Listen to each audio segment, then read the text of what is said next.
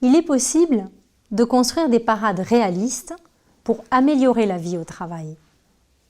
On distingue 3 niveaux de prévention. La prévention primaire, c'est l'axe prioritaire posé par la loi.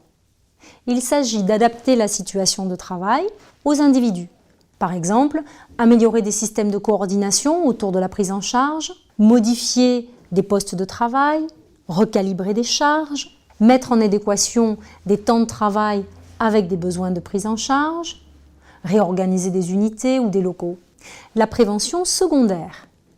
Lorsque l'exposition au risque ne peut être évitée, par exemple la charge émotionnelle liée à l'accompagnement en fin de vie d'usagers, on conçoit alors des parades pour atténuer l'impact sur la santé. Par exemple, dispositifs de soutien, étayage des pratiques, professionnalisation, accompagnement dans les changements. Et enfin, la prévention tertiaire. C'est la détection, le soutien et le traitement des situations individuelles de souffrance. Cela suppose un travail en réseau entre les différents acteurs. Cela peut donner lieu à la création en interne d'une cellule de veille ou d'un groupe de confiance. Il n'y a pas de mesure standard. Chaque institution doit concevoir ses actions de prévention réalistes et sur mesure, en réponse aux risques spécifiques qui auront été identifiés.